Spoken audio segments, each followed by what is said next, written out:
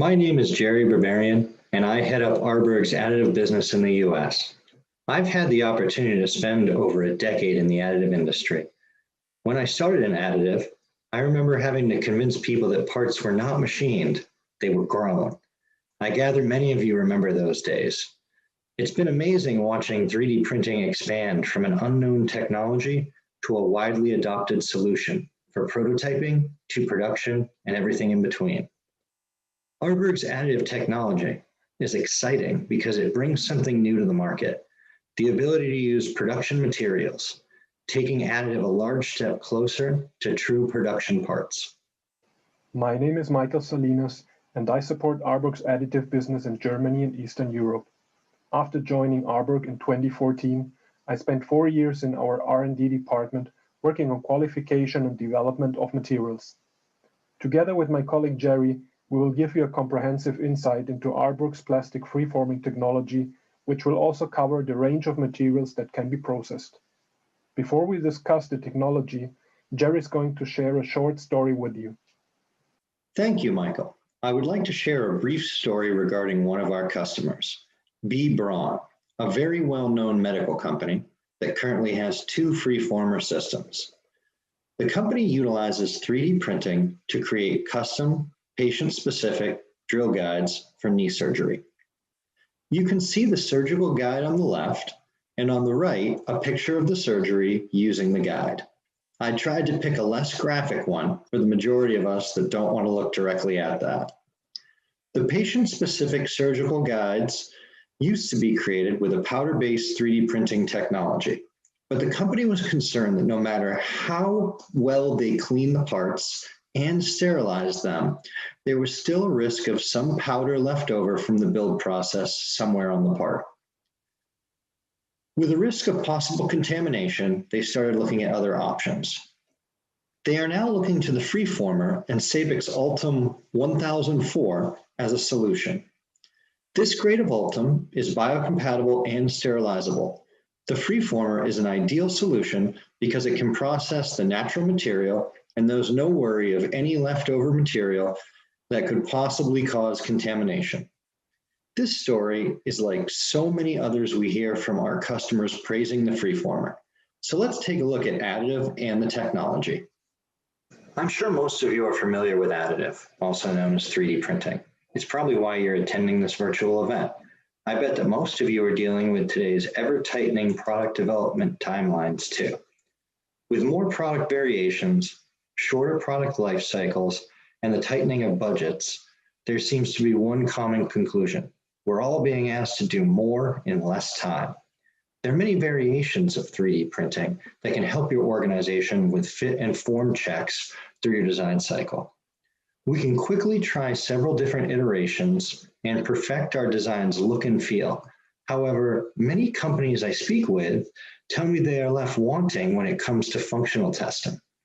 Today's technologies can't make a model that accurately represents their final design, whether it's the multiple components needed, the part's density, or the material itself.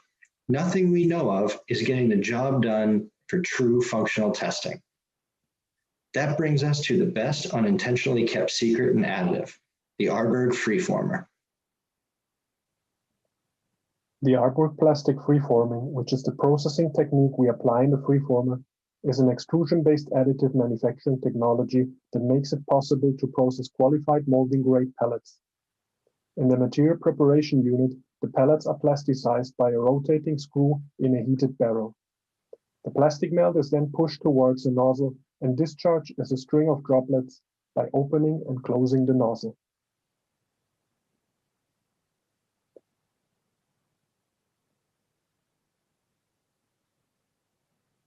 The melt pressure which is necessary to discharge droplets is generated by the forward movement of the plasticizing screw. A precise and reproducible discharge of droplets is enabled by a non-return valve that closes as the screw advances in the barrel. The nozzle is closed by expansion of a piezo actuator located in the top area of the discharge unit. When the nozzle is opened by the mass pressure, the material flows through a 10-micron gate at the tip of the nozzle. I mentioned the size of the gate because particles need to be smaller than 10 microns to flow through. the droplet discharge is synchronized with the movement of the tray, resulting in discharge frequencies of up to 300 droplets per second. Typical layer thicknesses that can be realized are in the range between 100 to 300 micron. Individual optimization of the part quality requires the consideration of several factors, for instance, the design of the part. For additive manufacturing, the absolute part precision is mainly limited by the layer thickness. Consequently, the minimum wall thickness of the part will be one important design criterion. For the plastic free-forming process, we recommend a minimum wall thickness of 600 micron. With any open system comes the need to qualify materials. Compared to other additive manufacturing technologies, the variety of thermoplastic materials that can be processed is considerably higher. As long as free-flowing pellets are used, the material can be either hard or soft, ductile or brittle. There are virtually no restrictions when it comes to material properties. Processing temperatures and dosage settings for the plastic free-forming process are very similar to the settings used for injection molding. The most intriguing feature of the plastic free-forming technology is the nozzle closure system, which makes this process unique in the additive world. The ability to control the discharge of small droplets makes it possible to handle thermoplastic materials with different rheological properties. The process even works for materials with very low viscosities as long as the melt pressure is high enough to open the nozzle. In order to obtain the best part quality possible, we need to take into account that different material properties will lead to a varying size and shape of the droplet. The freeform and data processing software allows the user to adapt these parameters for every new material to be qualified. The same applies for the ability to vary the density of a part. Notice that the density can be affected by spacing out the droplets. This enables the user to adjust the mechanical properties according to the requirements, even within a single part. The packing density of the droplets can reach very high levels. Here you see a printed polycarbonate cube. This piece was polished on both sides to show not just the clarity, but specifically the density of the part. Notice no air bubbles are visible. To further prove the point, a CT scan was done on the part. In the image on the right, you can see the achieved density is impressive. The unique combination of processing pellets and droplet discharge with the nozzle closure system allows for covering a wide range of material properties. Amorphous thermoplastics such as polycarbonates or amorphous polyamides are widely used materials in extrusion-based additive technologies because of their low shrinkage. Not commonly seen in additive are semicrystalline materials such as polypropylene. However, we have been successful in qualifying several customary polypropylene grades for the freeformer. The unique properties of this material open up the possibility to realize parts with snap fits and living hinges. We also had success in printing different thermoplastic elastomers such as TPU, TPV, or SEBS with a range of Shore A hardnesses from 30 to 95.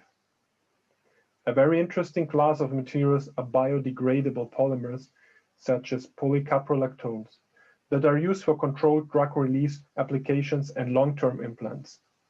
Those materials are well suited for the free-forming process, so that printing patient-specific implants is a very promising application, as some of our customers have already shown. Special materials successfully processed with the freeformer include compounds with conductive and flame-retardant additives. Parts with complex shapes require support structures during the printing process. Water-soluble or alkaline-soluble materials are the preferred solution for this purpose, because of their ease of use together with a harmless solvent. We offer different support materials that are compatible with most of the materials we have qualified so far. On the next slides, Jerry is going to talk in more detail about some selected materials and their applications. For this next section, I'm going to share my video. I'd like to show you some example parts. The freeformer is capable of printing multiple materials in a single build. You can see here some examples of two-component parts. As an open system, it's up to the user to decide what combination of materials are used. As long as the materials play well together, they can be printed together. Another possible option is to have multiple materials loaded, not for the same build, but to quickly switch between different materials and avoid material swaps. For some geometries, such as this simple gear, support material may not be necessary. Notice there's no undercuts or internal geometry here. If support material is not necessary, we can load up to 3 individual model materials in order to print them all at the same time or back to back without changing materials out. In other cases where support material may be necessary, users can choose to print 2 materials. Normally, users would add in a rigid and a flexible. Here's an example of a rigid and a flexible material printed in the same part. You can see the black section is rigid and the red section is a flexible gasket. Printing soft materials is certainly an area where the freeformer excels. Whether it's soft materials for medical applications, here's a flexible Shore 30A medical grade material.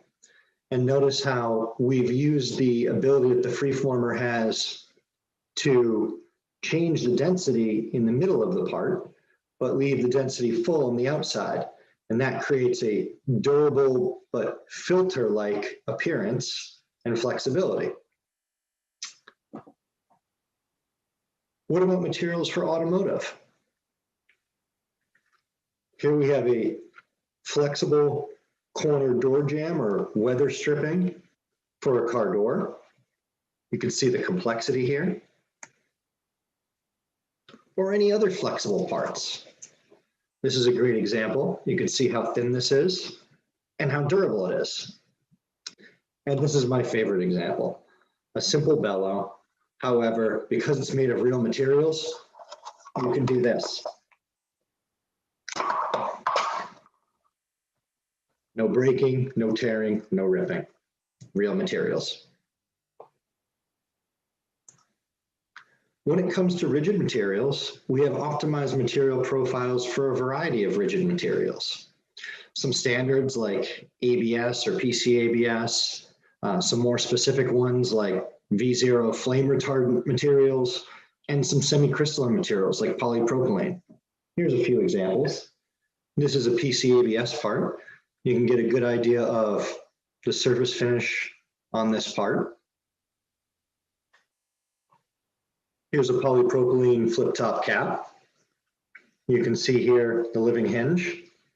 I've had this for about 11 months now and have been playing with it, and still the hinge works wonderfully and there's no ripping.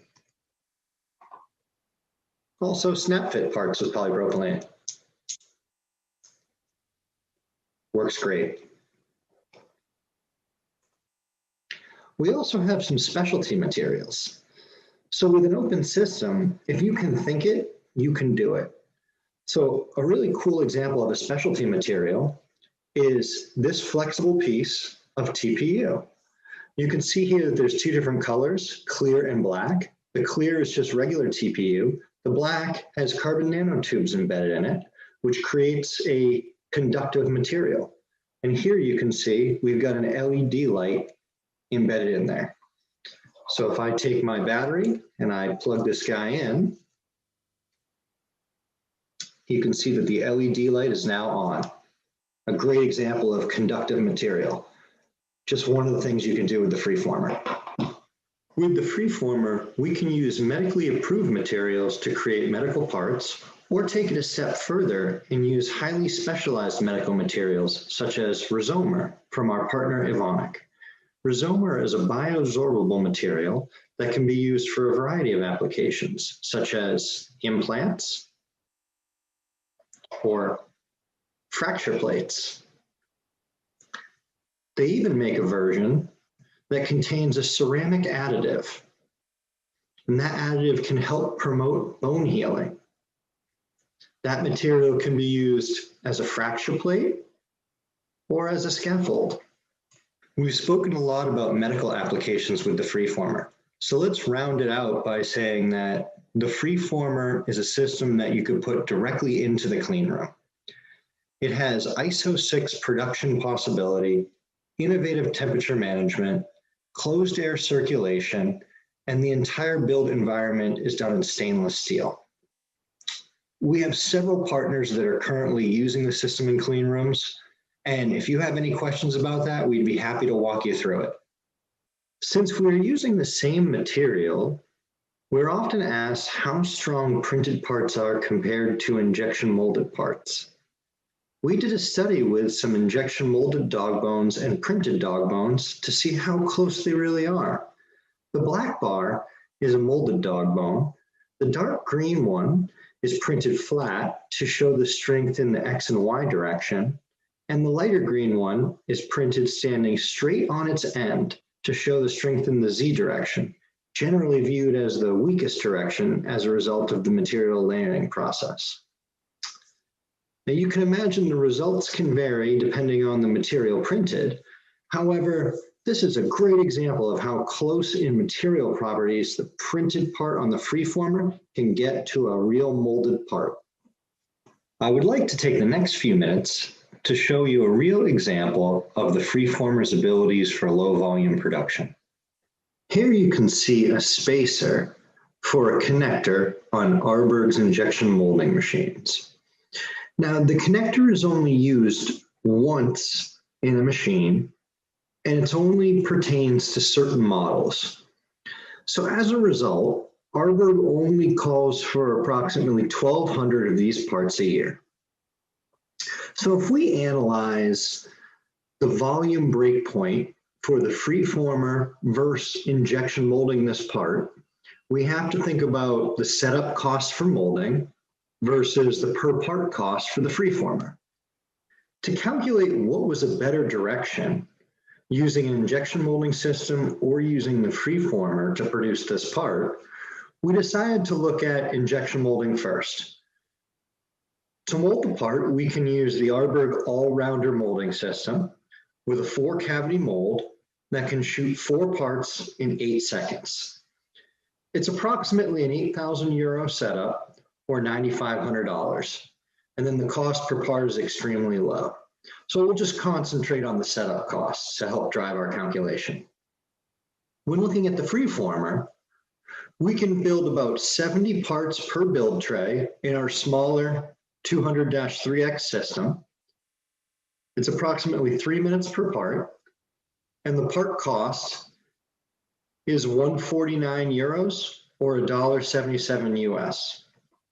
So this is where our calculation ends up. If we look at the yellow line, that's the calculation based on injection molding. We started our setup cost of €8,000 and notice that the line only slightly increases as we increase the amount of parts we produce. If we look at the line in green, that's our freeformer. Now the freeformer has a steady 45-degree angle because for every part we create, it costs €149. However, if we look at where those two lines intersect, that's way up at over 5,500 parts. So since we don't need that many parts, we only need 1,200 parts, we can see that it makes much more sense to create these parts on the freeformer. It'll cost far less, and we can choose when we want to create the parts, thereby not adding extra inventory when it's not needed. And finally, the freeformer systems. On the left-hand side is our 200 model.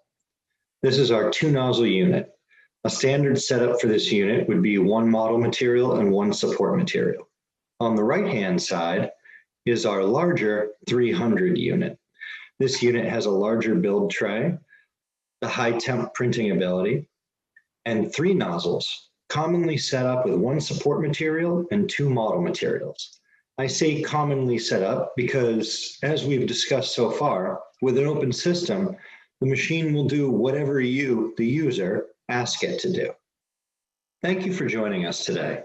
To wrap up, the Freeformer sits in a class of its own, a flexible and open platform utilizing thermoplastic pellets. It can create single or multi-component parts in rigid or flexible materials at a very low cost per part. Part strength is near that of injection molded parts, and the user has the ability to customize the density of their parts. That brings us to the end of our presentation. We hope you enjoyed it and will come visit us at our exhibit booth to discuss your applications and how the technology could impact your business. Thank you.